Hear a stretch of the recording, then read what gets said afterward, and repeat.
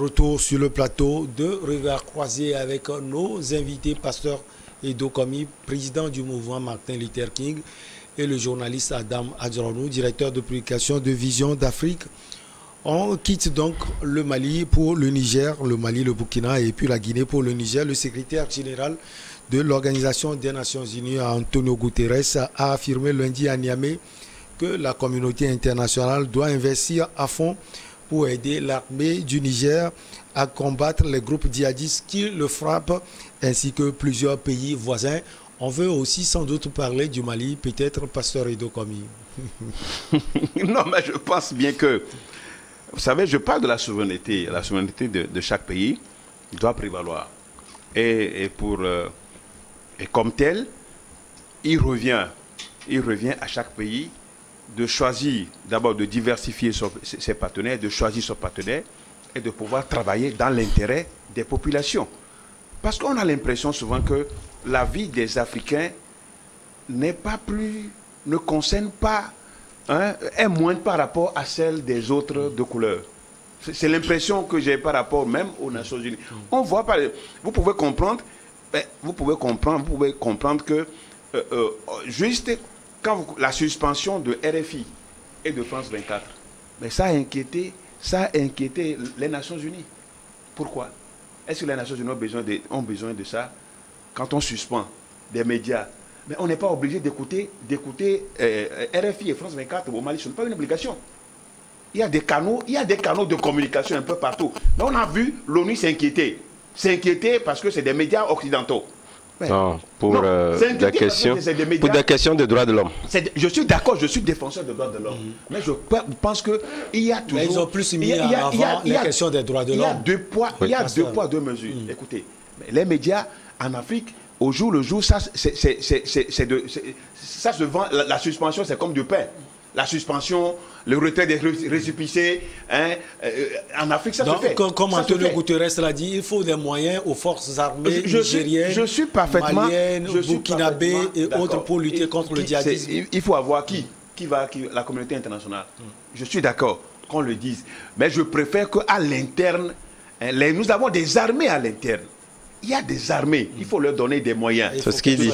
Il faut leur donner des moyens. C'est ce qu'il dit. Il faut leur donner des moyens. Mais je m'inscris en porte-à-faux. Pourquoi? Je le dis, on ne peut pas admettre que on permet à des groupes non réguliers d'avoir des armes. Les Nations Unies sont où par rapport à ça? Quand on permet à des groupes... Non, ça a été toujours contesté. Mais ça a été toujours contesté. Puis on reste seulement sur le point de contestation. Non, ça ne donne rien. Et ces forces onusiennes, ça ce n'est pas un exemple au Mali. Non, bien sûr, je dis... Et d'autres exemples également. Ils sont où par rapport à la dotation d'équipements militaires aux groupes non réguliers, des rebelles, des djihadistes. Les Nations Unies font quoi? Vous voulez qu'elles les combattent?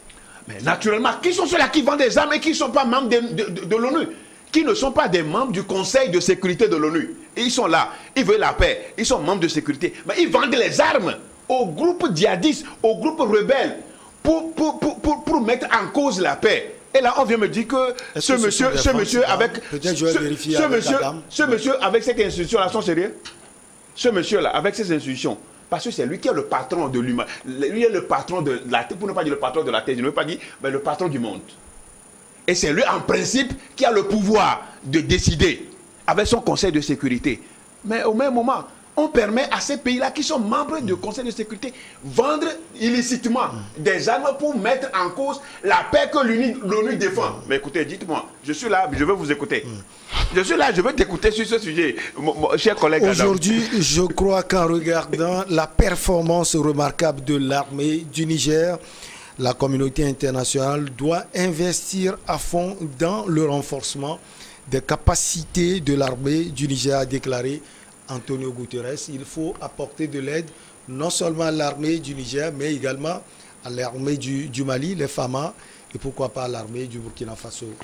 C'est vrai que ce qui se passe au Niger, je pense que cristallise également le regard sur des opinions convergente sur cette force-là qui a commencé par s'exprimer depuis un moment. Même si par moment, ils connaissent des défaites, mais on a compris que depuis un moment, l'armée du Niger a fait beaucoup d'efforts. Et vous allez constater que au niveau des populations déplacées, lorsque vous faites une petite comparaison, en plus ce sont ces 3 pays-là qui sont concernés, le Mali, le Niger, le Burkina Faso, le Niger a pu faire un retour des populations qui sont déplacées à des zones avec des projets et programmes qui les protègent. Récemment, c'est vrai que ça a été remis en cause avec cette intrusion liée au fait qu'il y avait donc l'assèchement au niveau du lac Tchad qui a permis donc au groupe de SWAP de pouvoir venir attaquer. Ce qu'on n'a pas constaté depuis un moment où le chef de l'État, lors de la campagne présidentielle, vous avez constaté que lorsque nous prenons ces 3 pays-là, c'est le Niger qui a pu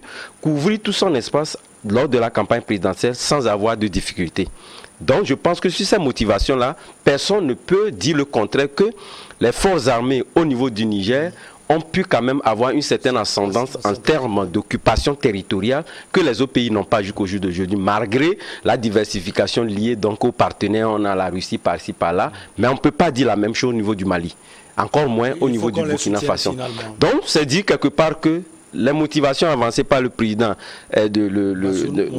Mohamed Bazoum, liées d'abord, c'était d'abord une doléance de sa personne, personnellement, quand bien même qu'il ne s'est pas tout de suite aussi retiré de ces organisations de défense territoriale liées donc aussi bien à la force Barkhane, à Takuba, etc. Il continue pas à le dire, mais je pense que le geste fort qu'il a posé donc en interrogeant la représentation nationale sur l'arrivée de Barkhane, et je l'expliquais par le fait que ceux qui entretiennent dans ce vocable en disant qu'on n'a pas besoin d'une base étrangère dans un pays, je donnais des exemples sur des pays, des démocraties célébrées où on a toujours des bases étrangères. C'est aussi une question politique et d'envergure internationale liée donc à cette question donc de sécurité. Peut-être que ça peut être porteur de fruits pour ce pays-là. Je n'en sais rien, mais l'avenir nous dira. Mais au même moment, je pense que cela permet également donc aux forces armées et de sécurité du Niger d'avoir laissé peut-être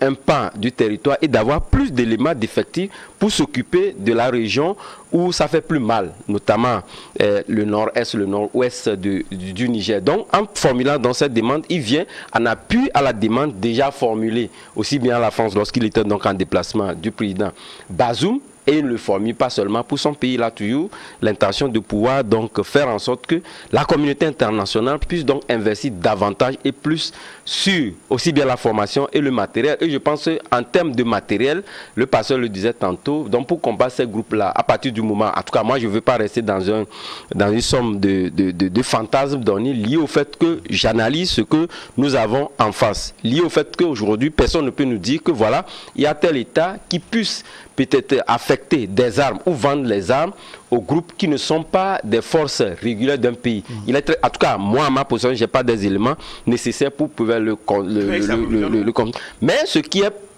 nous l'avons dit au niveau de la Libye, où les armes sont là, etc. Ouais. Il y a des éléments que nous pouvons véritablement avancer qui leur permettent peut-être de se ravitailler. Mais parler d'un pays connu comme tel qui affecte donc des armes aux groupes, aux forces du mal, c'est très, très difficile.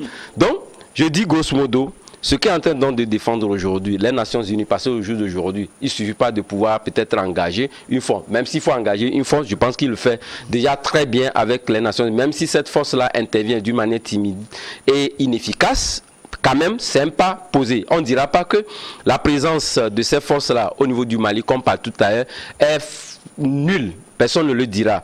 Mais on a constaté, parce que nous avons vu pour le défilé que le Togo a organisé, nous avons vu des chars qui sont donc peints aux couleurs des Nations Unies. Et je pense que lorsque vous allez dans d'autres pays, c'est également le cas. Ça vous a dit quelque part, il faut renforcer les forces de défense de sécurité d'un pays pour combattre au mieux ces forces de malades dont on ne sait pas jusqu'au jour d'aujourd'hui où ils se fournissent en armement. Et donc je pense que la question qui reste d'actualité, c'est de faire en sorte que les forces régulières soient de mieux en mieux équipées pour combattre cela. Il ne faut pas quand même qu'on donne l'impression que ces groupes armés-là sont plus armés. C'est l'impression qu'on a par exemple au Burkina Faso. C'est l'impression qu'on avait même au niveau du Mali, où ces forces-là ont pris de l'ascendance et à un moment donné, il y avait un chef d'État major général qui a dit il se sent faible.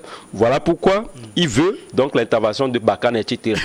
Il faut quand même qu'on s'entende sur la question, que cette question-là ne puisse pas arriver. Sinon, nous-mêmes, on se sentirait donc en insécurité.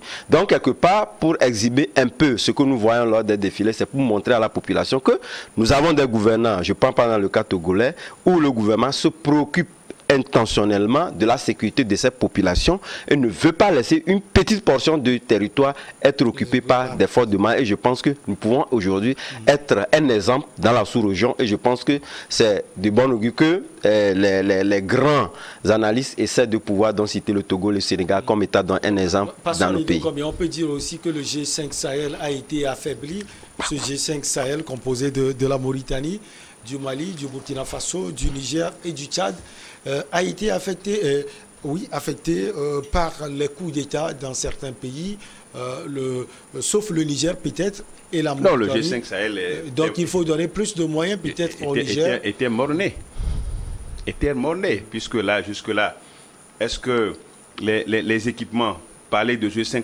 qu'est-ce que vous pouvez avoir, c'est sur papier, la constitution c'est sur papier. Il n'y a rien. Même les fonds qui devaient être destinés, ces fonds avaient souffert parce que qui allait gérer? Et entre les puissances occidentales, même, il y avait des problèmes. Il y avait des problèmes, ce qui a fait geler ces fonds. Bon, donc aujourd'hui, je crois que le secrétaire général est en visite de villégiature dans ces pays, en Afrique, donc Sénégal, il faut les fonds de mission et tout ça là, puisque sa présence pour nous, pour les Africains aujourd'hui, ça ne sert à rien, parce que il faut reconnaître que les Africains aujourd'hui sont en train de faire la différence entre l'ivraie et le bon grain.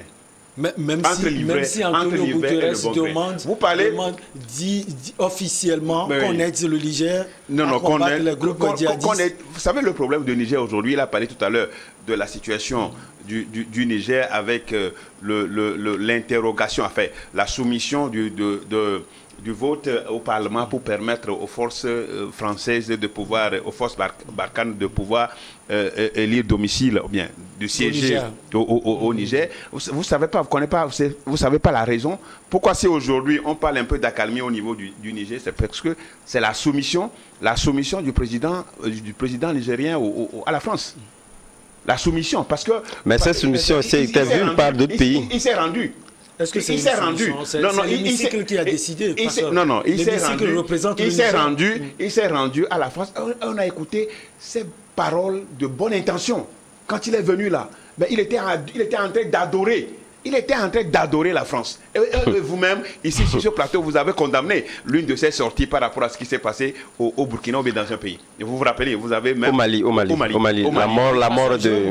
Au Mali. Est-ce que c'est un crime de traiter avec la France? Aujourd'hui, le Mali est en train de faire des efforts pour sortir des mains de la France. Non pas des mains de la France, mais de maintenir, de retrouver sa souveraineté et d'agir. Ce qui est important. C'est vrai quand même que le Mali ne peut pas sortir à lui seul de tout ce carcan. C'est pourquoi vous demandez aux Burkinabés, aux Guinéens de pouvoir s'allier. Et d'ailleurs, on voit déjà les relations de coopération militaire entre les deux pays. Il y avait des émissaires entre ces pays-là. Donc c'est la preuve qu'ils comprennent aujourd'hui qu'en mutualisant leurs forces, ils peuvent rapidement arriver et à se donner une certaine identité, mais qui va certainement faire la fierté de l'Afrique. Donc au Niger, justement, comme je l'ai dit, les attaques djihadistes sont perpétrées ces derniers mois quand même au Niger.